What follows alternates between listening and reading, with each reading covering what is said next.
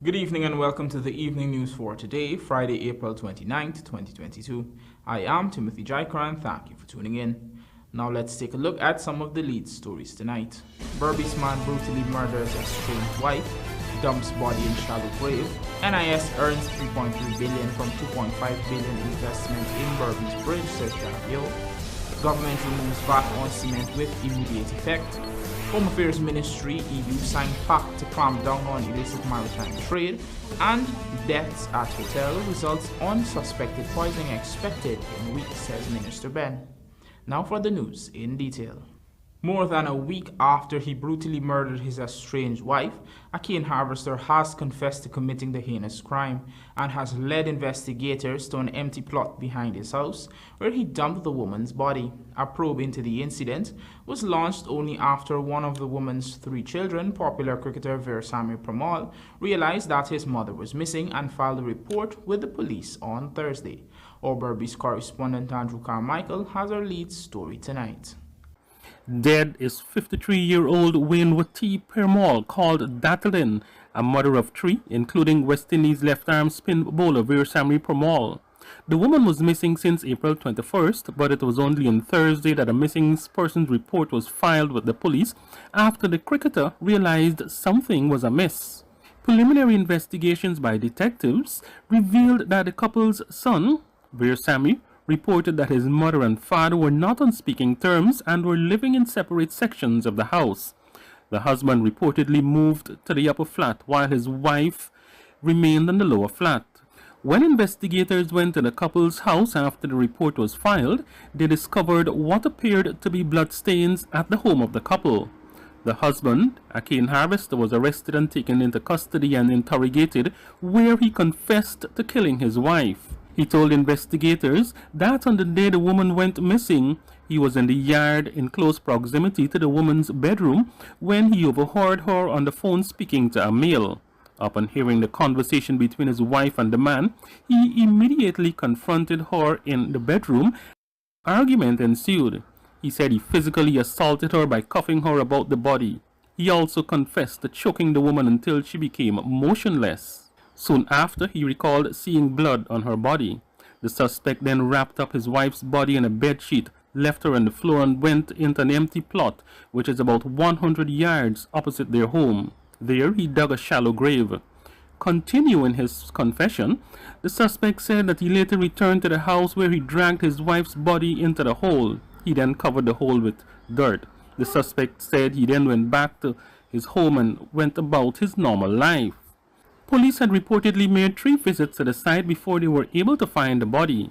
According to one neighbor, at about 22 hours on Thursday, a group of police officers went to the vacant plot of land and were searching. After 1, they come back again, and it's sung again, make a wake up, because I hear like more than 1 vehicle.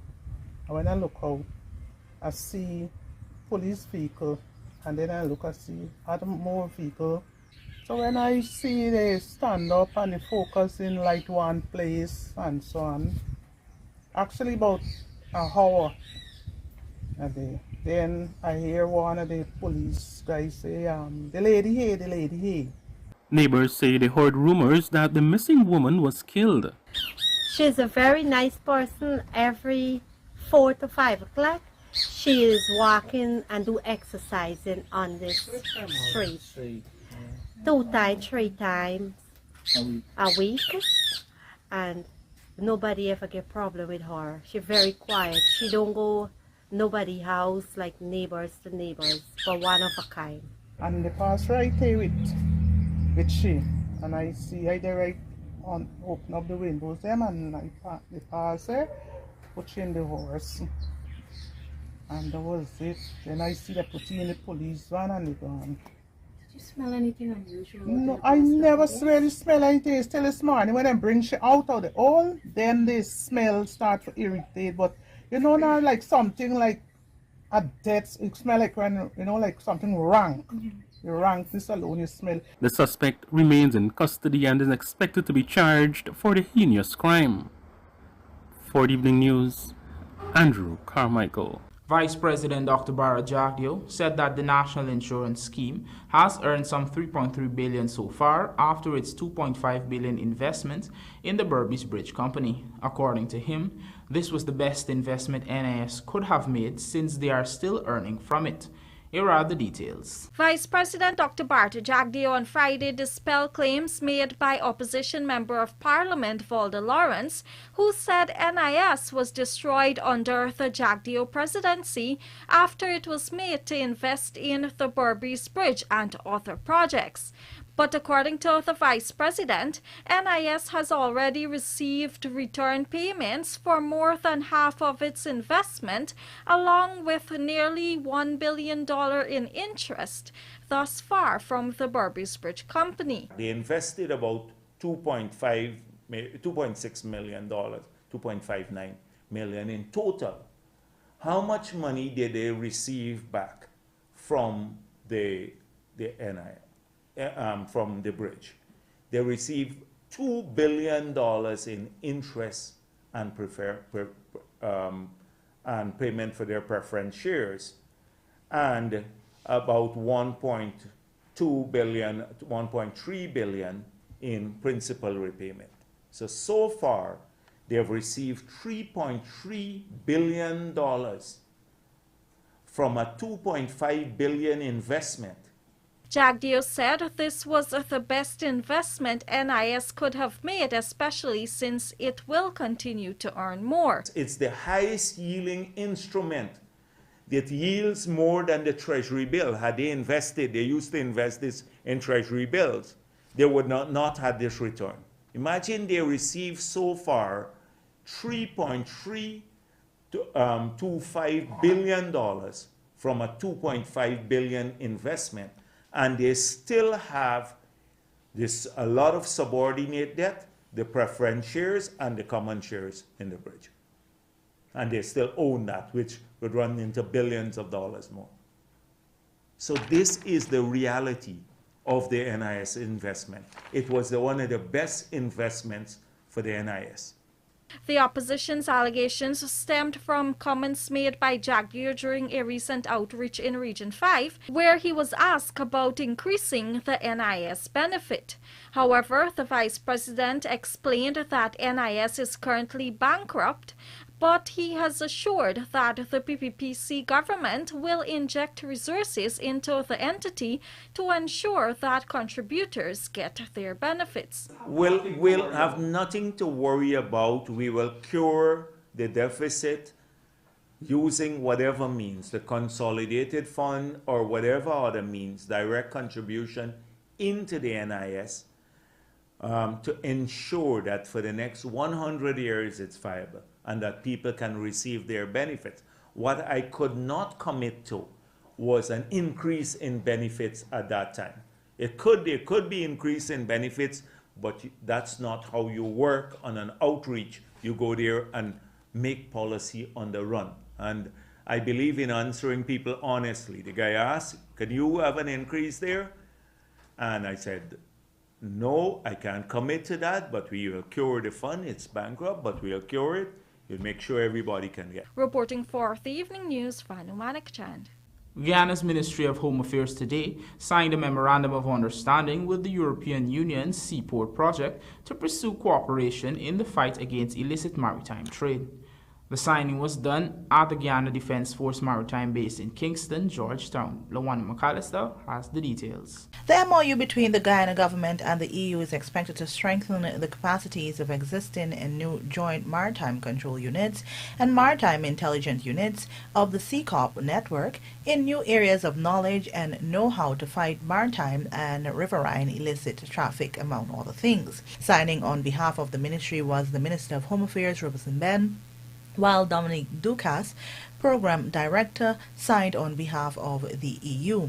The agreement would see the training and equipping of relevant law enforcement agencies and their personnel to help combat the trade of illicit drugs across borders using maritime spaces.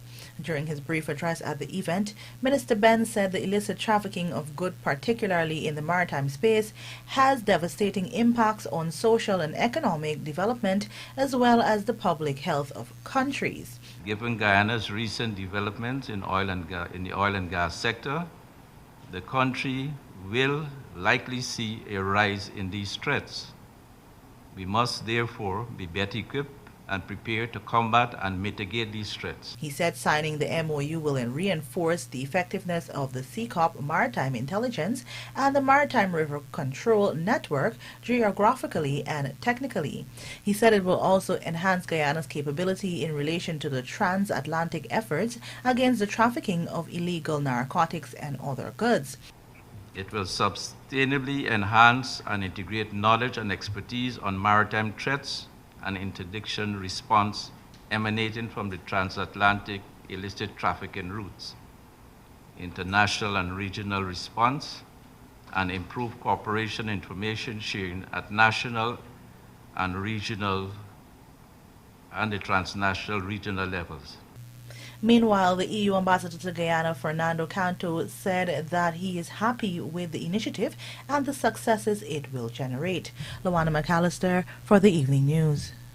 For years, commuters have complained of the deteriorating state of the Eccles dump site road on the east bank of Demerara, with even more vehicular traffic utilizing the roadway following the opening of the new Eccles to Mandela 4-lane highway. Public Works Minister Juan Edgel assured that upgrades to this critical piece of infrastructure will be completed expeditiously. In fact, he explained to the Evening News that works are already ongoing and that the authorities also intend to install concrete empolders to prevent the road from sinking. Edgel also noted that the project would be executed by both the Ministry of Public Works and the Ministry of Housing and Water. After 12 months of construction, the much-anticipated $2.3 billion 4-lane Eccles to Mandela Highway was opened on April 14th, providing an alternate route to bring relief from the heavy traffic on the east bank of Demerara during the morning rush and afternoon rush hours. Works are presently ongoing on the second phase of the initiative, which will see the 4-lane road continuing beyond Eccles all the way to Great Diamond, East Bank, Demerara. Senior Minister in the Office of the President with responsibility for finance, Dr. Ashni Singh, today announced the removal of value-added tax on cement with effect from today, April 29, 2022. The government had previously announced in Budget 2020 the removal of VAT on building and construction materials, where VAT was imposed after 2014. At the time that this measure was implemented, cement was not impacted because cement had previously attracted VAT prior to 2015. Government's removal of VAT on cement reflects recognition of the importance of cement as a key input for the construction of residential dwellings as well as commercial buildings, and in line with the government's vision for providing relief to citizens as well as to support the housing drive. This measure is expected to provide substantial support to the local economy. The government says its expectation is that the removal of VAT from cement will be passed on to final consumers through appropriate adjustments in the final price charge. Coming up, Gilead introduces Biktarvy to treat Guyana's HIV patients, and government hopes to provide free prosthetics for patients.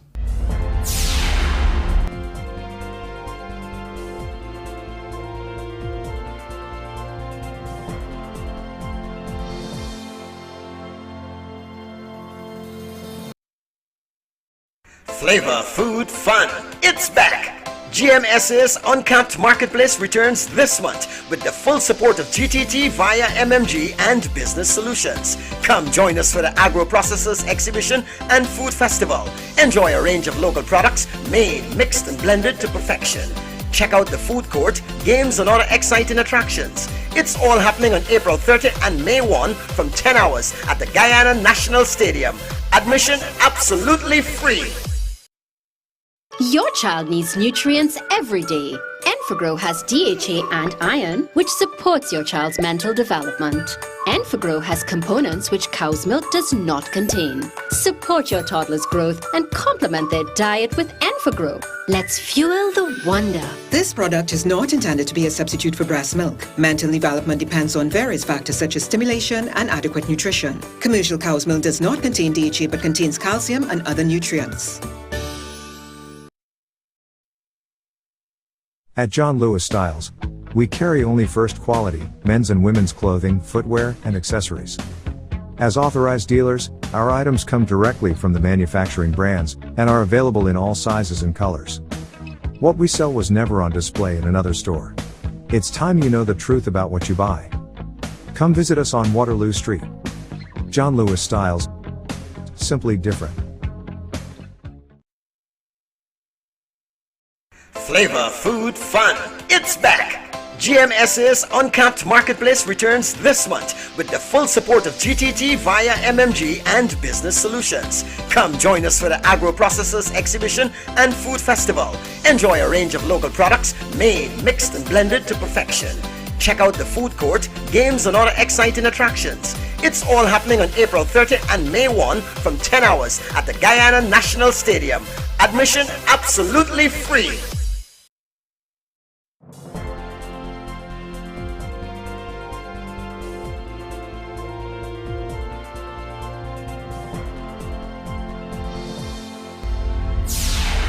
Welcome back, you're watching the evening news. Antiretroviral medication Biktarvy has now been introduced to the Guyanese healthcare system for the treatment of HIV-1 patients, a move that is seen as a game changer. Here are the details from Rupa Sinarine. New GPC Incorporated has continued its ongoing collaboration with Gilead Sciences, an American biopharmaceutical company, for the introduction of the new drug. Biktarvy is a fixed-dose combination antiretroviral prescription medication for the treatment of persons infected with HIV-1. It can be used by patients who are now being introduced to HIV medications or people who are replacing their current HIV medicines and whose healthcare provider determines they meet certain requirements. At the launch on Thursday evening, Health Minister Dr. Frank Anthony stated that Guyana has become dynamic for its robust HIV program over the years by pushing boundaries with prevention and treatment. When you think about what we are trying to do in the national program, I think this launch nicely fits in the direction in which we want to go. We are also currently doing a revision of our treatment protocols, and so perhaps this comes at an appropriate occasion. Now, we know from the products that Gilead has been producing, you do a lot of great products, and therefore, whether it's HIV or in other areas, we see opportunities for partnership. The 2030 goal is to have 95% of people with HIV know their status, 95% of persons on treatment, and 95% of patients on treatment virally suppressed. In Guyana, 94% of persons living with HIV have identified their status, 70% are on treatment, of which 87% are virally suppressed.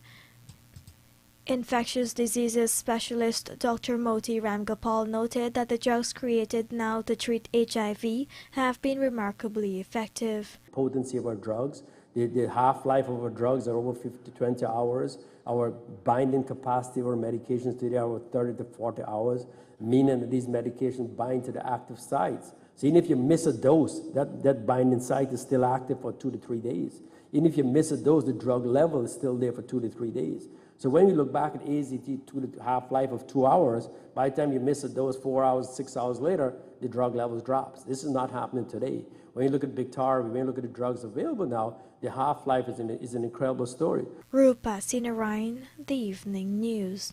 Amputees are set to benefit from artificial limbs as the Ministry of Health recently expended some $10 million to procure prosthesis materials.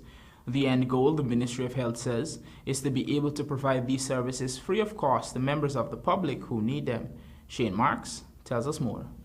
In observance of Limb Loss and Limb Difference Awareness Month under the theme Your Ordinary is Extraordinary, Sitolmi Reid Rehabilitation Center held an amputee health fair in hopes of raising awareness and advocating for persons with amputated limbs. In brief remarks at the fair, Health Minister Dr. Frank Anthony said that he hopes that patients who require prosthetics would not have to pay for them in the future. Now for me, and I guess for everybody here in this audience, the cost is too much. There's no doubt about that. Many of you can't afford it. And we are going to look at how we can bring down the cost. And even if at some point, maybe not right away, but I'm hoping that at some point you don't have to pay anything. But we'll work on it.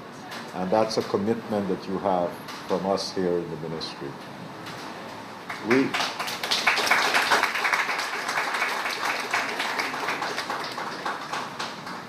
We understand the challenges that you have for an able-bodied person to suddenly, because of an accident, an illness, whatever the circumstances were, that you had to lose a limb. It is always challenging. And to get that over mentally, it's challenging. But then also, for the rest of your life, not to be able to function optimally can also be problematic. And therefore, if whatever we can do to help to reduce the challenges that you have, that is what we're endeavoring to do. Dr. Anthony said that there is a workshop that has been working effortlessly to come up with solutions for patients who require prosthetics. To this end, he said that over $10 million have been spent on acquiring materials for the making of prosthetics. I remember going into the workshop, and after getting that visit, I said to the staff that I would like to see a database of everyone who has been coming to clinic that need prosthesis, whether it's a lower limb or an upper limb, and let us see how we can work to be able to give these persons their prosthesis. And that's a program that we will be working on. We don't have all the magic solutions as yet, but we believe that if we are able to acquire more of the material, then the staff here would be able to do more prosthesis. And that's what we're trying to do. So from that visit, I think Mr. Ambikar was just telling me that we have spent more than $10 million in buying the material. And very shortly we'll have more material coming in to the workshop, and therefore we'll be able to make more prosthesis. Additionally, the health minister announced that persons who suffer from hearing loss would benefit from hearing aids under a similar program offered by the workshop. Shane Marks, The Evening News. It has been 1 week since schools across the country officially reopened fully in 2 years, but the Health Ministry has not received adverse reports or detected spikes in COVID-19 cases. Here is Shane Marks again with the details. Health Minister Dr. Frank Anthony shared on Friday that a surveillance team is equipped to monitor infections in the country. However, lower testing rates as seen in Guyana and other countries are prone to influence the pandemic and data on infections. And we have not seen a spike in cases. We have a surveillance system, and through that surveillance system we are able to monitor cases. And we haven't seen a big upsurge in cases. Right now we have 108 active cases, and over the last 24 hours we would have had about 8 new cases. But we have to take this in the context that there have been a reduction in testing, and therefore it's only a small portion of those who have tested have shown that they are positive. But this is not just a local trend. The WHO is reporting that there have been, over the last 4 months, a 70 to 90% decline in testing. So if people are not coming forward to be tested, then we wouldn't have an accurate picture of what is happening with the pandemic. He indicated that across schools, parental permission is a challenge in increasing the adolescent vaccination numbers. Our adolescent population, the big challenge there is that we need parental permission. So if we don't get parental permission, we cannot vaccinate a child. And this has been very problematic. So while we would have circulated letters asking the parents to give permission. If the child does not bring back that letter, then we can't do the vaccination. So now that school has reopened, we are going to work more closely with the Ministry of Education, and hopefully we'll get better cooperation with parents to be able to vaccinate these children. For the 12 to 17, a total of 34,544 persons have received the first dose, representing 47.4% of that population. For the second doses, 25,268 shots were administered. Shane Marks, The Evening News. A total of $160 million in contracts were signed on Thursday for 6 contractors to execute works in Region 6 East Berbice Quarantine. 5 of the contracts are for road upgrades and the 6th is for the refurbishing of the oxygen system at the New Amsterdam Hospital. Our Berbice correspondent Andrew Carmichael reports. Over $160 million in contracts were signed for works in Region 6. $38.7 million will be spent to refurbish the oxygen system at the New Amsterdam Hospital, while $35.5 million will be spent to rehabilitate a street at Budam scheme in West Kanji, and a further $25.9 million to rehabilitate another street at Albion Chesney.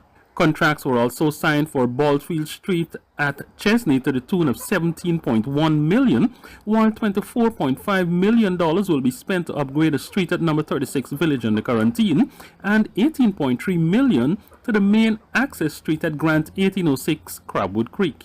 According to Local Government and Regional Development Minister Nigel Daramlal, everyone must have an opportunity to bid for government contracts. That the big contractors who are doing big projects should not really be tendering at the regional tender board level. The regional tender board is 15 million and below, or below 15 million. We have guys who are bidding at, doing hundreds of millions of dollars. They have contractors in this region who have already bid and won contracts in excess of billions of dollars. And I see some of them are still bidding at the regional tender board level. We have to use the regional tender board level to get the smaller people in and get more people also.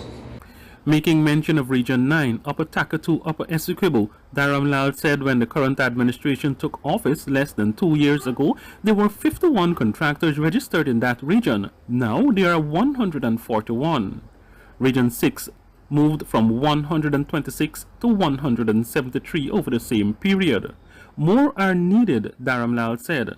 Meanwhile, he said, contracts to clean school compounds and health facilities will be reserved for persons from the community. All the schools, we are not going to be giving contractors who are bidding at the regional tender board and at the national level to clean school compounds. We are going to provide these contracts to people within the communities. And there's an instruction, I hope, that is being executed within this region, as well as the health facilities, that they can have small contracts over the period of a year to people within the communities. The minister also expressed concern with regards to corruption in the awarding of contracts. I've seen from the last government that school compounds used to clean at between $200,000 to $400,000 per month. And I hope that this region is going to find many of these culpable people who squandered our resources. I get the impression, Regional Chairman, that you're not doing enough to go after those who squandered our resources in the last 5 years. We have had a lot of corruption in Region 6, and I expect that the administration of Region 6 is going to find the culpable people and let us take action against them. It is something that we owe the people of Region 6. Billions of dollars spent and can be accounted for. Those contractors who are engaged in executing large projects, he said, should not be bidding for smaller contracts.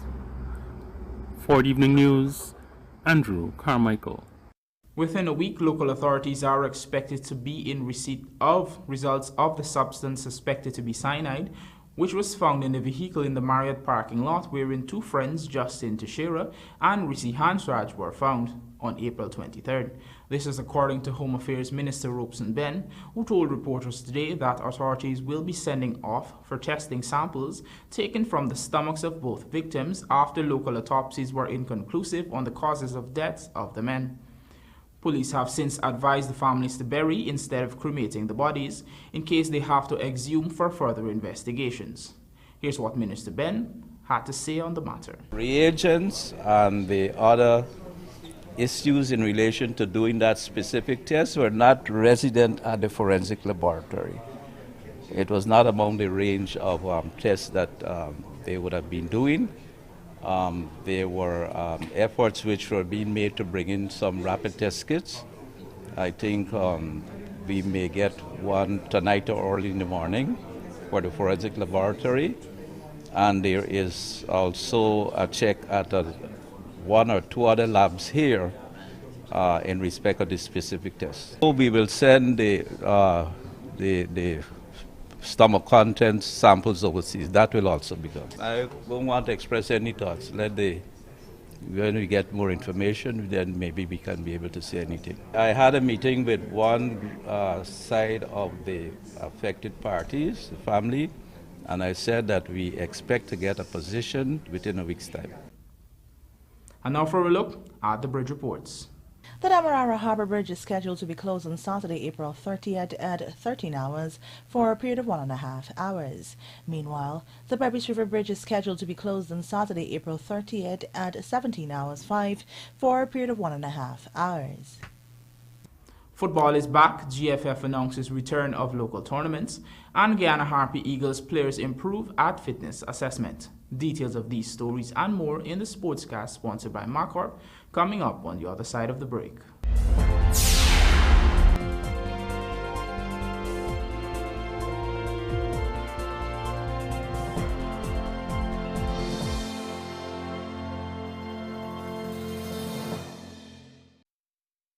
Your child needs nutrients every day. Enfagrow has DHA and iron, which supports your child's mental development.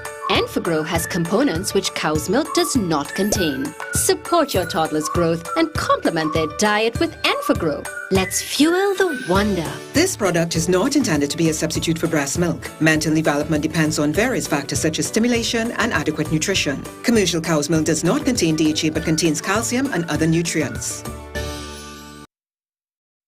Looking to bring your dream home to reality or simply taking on a home improvement project? Then National Hardware Limited is where you should start. Let us put that touch to your home.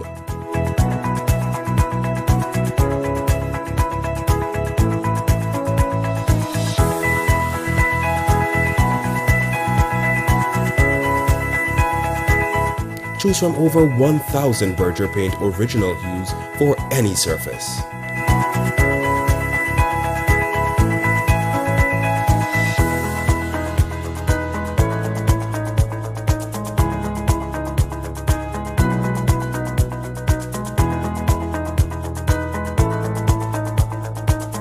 We are known for our trusted brands such as Westinghouse, Philips, Satco, Rubbermaid, Pyrex, Gibson Home, and so much more. National Hardware Limited, your do-it-best store, located in downtown Georgetown and industrial site Rimeveld. Credit! Yeah, ready? We are so far. Look along me tell you buy one generator. Now the picnic are online test and blackout come and cut off everything. Sorry, son. Radhika, Abby go tomorrow.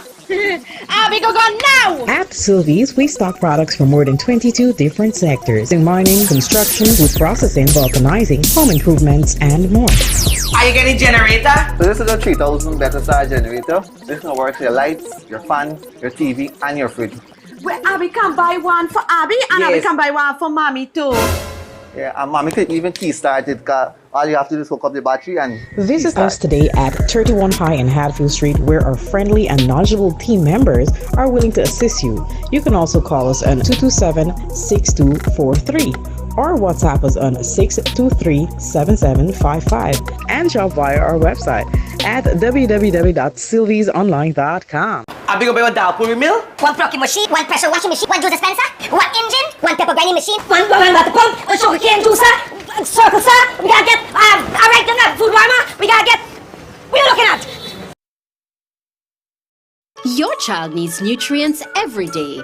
Enfagrow has DHA and iron, which supports your child's mental development. Enfagrow has components which cow's milk does not contain. Support your toddler's growth and complement their diet with Enfagrow. Let's fuel the wonder. This product is not intended to be a substitute for breast milk. Mental development depends on various factors such as stimulation and adequate nutrition. Commercial cow's milk does not contain DHA but contains calcium and other nutrients.